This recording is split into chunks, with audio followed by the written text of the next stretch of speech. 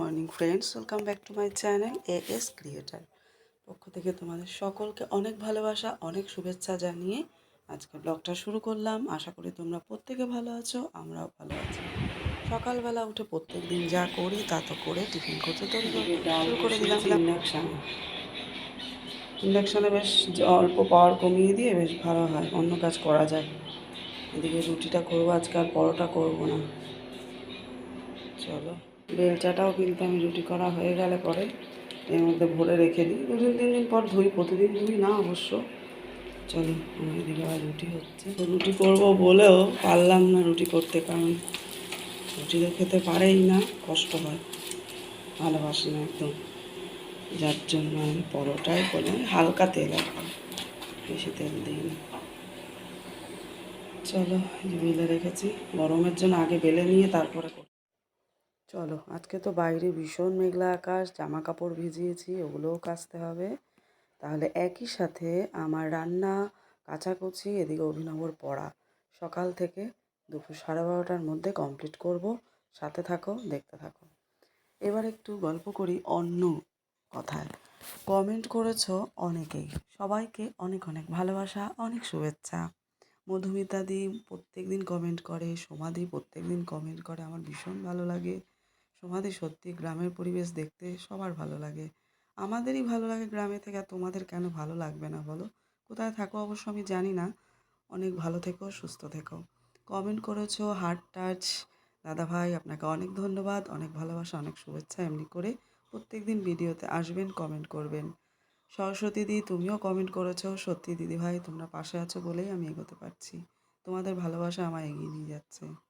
Comment করেছো আরতি দিদি ভাই, সত্যি দিদি ভাই তোমার কমেন্ট দেখে আমি কালকে অবাক হয়ে গেছি। তুমি আমার নতুন বন্ধু, তোমাকে অনেক ভালোবাসা, অনেক শুভেচ্ছা জানিয়ে আমি তোমাকে অনেক ধন্যবাদ জানালাম। সাথে থাকো, সবসময় পাশে থাকো। মধুমিতা দি হাত ভালো আছে। শাড়ি দুটো বালতিতে, এগুলো শ্যাম্পুতে ভেজানো ভালো শাড়ি তো, এটা যদি রং ওঠে দ্বিতীয়বার কাঁচা হবে, ওই জন্য রেখে দাঁড় করিয়ে রেখেছি। রান্না বসিয়ে দিয়ে আমি এবার জামা কাপড় কাচাকুচি করতে যাবো। ভাতও বসিয়ে দিয়েছি, একটা ভেন্ডি আলু ভাজা হয়ে গেছে অলরেডি, ডালও হয়ে গেছে। এই দুটো হলে হয়ে যায়। ঘড়ি কাটা বাজে 10:30 থেকে 10:40 এরকম হয়েছে। ওইদিকে রান্না হচ্ছে, চলে এলাম কাচাকুচি করতে, আবার দেখতে যাবো অভিনব কী করছে।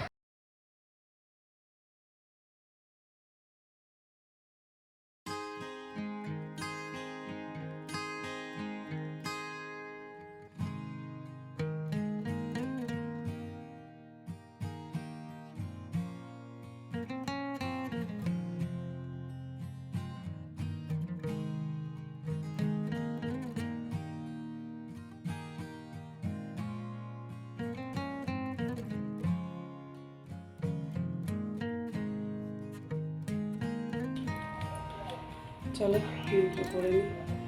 ট্যাঙ্কি আছে বলে, তোমার ওয়াশিং মেশিন আছে বলে সেগুলোকে ব্যবহার করতেই হবে, এমন কোনো কথা নেই। আমি অপচয় করা একদম পছন্দ করি না, ওগুলো তখন যখন একদমই পারবো না। চলো, এগুলো করে নিই। অনেক মাঝে মাঝে না দেখলে হয় ঠিকঠাক করছে কি না বলো। কটা বাজে দেখো, 12:25। আমার সব কাজ কমপ্লিট। একা হাতে সকাল থেকে রান্না, একসাথে কাচাকুচি, একই সাথে অভিনয়, পড়াশোনা সব করে একেবারে স্নান করে চলে এলাম। এবার সিঁদুরটা পরবো। দুপুরের লাঞ্চ, দাদাভাই এখন আসেনি, দাদাভাই আসবে তারপরে লাঞ্চ হবে। অভিনবকে হয়তো আগে খাইয়ে দিতে হবে, কারণ ওর পড়া আছে, পড়তে যাবে 2টোর সময়, 3টে থেকে পড়া, 1 ঘন্টা লাগে যেতে। তারপরে ওকে আমি আবার সন্ধ্যাবেলা আনতে যাবো। আজকে 2টো পড়া আছে, একটা হচ্ছে কম্পিউটার, একটা হচ্ছে ম্যাথস। তো ওগুলো পড়িয়ে একবারে আমি বাড়ি নিয়ে আসতে আসতে 8:45 একদম, এর আগে আসতে পারবো না। তো আমার ভিডিওটাও এখানে শেষ করছি। চলো আগে সিঁদুরটা পরি।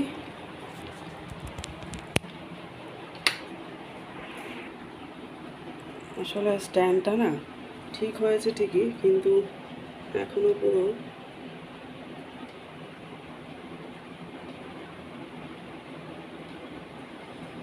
আঠা টিপ করছি না আপাতত, এখানটা সাদা হয়ে গেছিলো, ওই জন্য। তোমরাও তাই করতে পারো, লিকুইড সিঁদুর পরতে পারো। এই দিকটা অন্ধকার, লাইট জ্বালানো নেই। তো যাই হোক, ঈশ্বর সবার মঙ্গল করুন, সবাইকে ভালো রাখুন, এটাই প্রার্থনা সবসময়। তোমাদেরকে তো আগেও বলেছি, এই যে আমাদের ঈশ্বর প্রভু যিশু আমাদের কখনো না একটু গল্প করি, ছোট্ট গল্প করে মূর্তি পূজা করতে নেই, ঠিক আছে? অনেক গল্প, অনেক কাহিনী আছে যেগুলো আমি হয়তো জানি না এখনও বা তোমাদেরকে বলিনি। যাই হোক, আমাদের মূর্তি পূজা করতে নেই। আমাদের বিশ্রাম দিন হচ্ছে পবিত্রভাবে পালন করতে হয়, সেটা হলো রোববার। ওই জন্য তোমরা হয়তো ভাবো দিদিভাইয়ের ব্লগে কোনো পুজো কোনো কিছু দিই না, কারণ আমরা তো খ্রিস্টান, পুজোর কথা আসছেই না। কিন্তু আমাদের ঈশ্বর আমাদের যে কতগুলো আজ্ঞা আছে সেখানে আছে আমাদের কোনো মূর্তি পূজা করা চলবে না। কিন্তু আমরা যেহেতু সমস্ত কমিউনিটি সব এক জায়গায় থাকি, হিন্দু খ্রিস্টান মুসলিম, আমাদের এখানে মুসলিমও আছে, তবে দূরে দূরে আছে একটু। তো আমরা কিন্তু হিন্দু ব্যাকগ্রাউন্ডের মধ্যেই আছি, 4টে ফ্যামিলি পরপর রাস্তা দিয়ে ঢুকে পরপর 4 নম্বর বাড়ি আমাদের, পরপরে 4টে ফ্যামিলি খ্রিস্টান, তাদের মধ্যেও ভাগ আছে। যাই হোক, তোমরা সেগুলো বুঝবে না।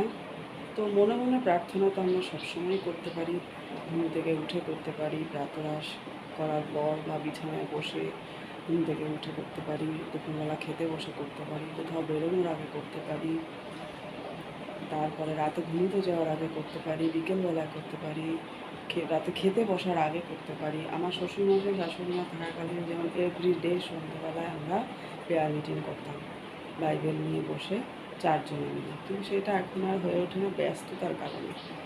তো যাই হোক, আর বিশেষ কিছু আজ বললাম না, আবার একদিন বলবো না হয়। ভিডিওটা এখানেই শেষ করছি। সবাই ভালো থেকো, সুস্থ থেকো, দেখা হচ্ছে নতুন একটা ভিডিওর সাথে। টাটা।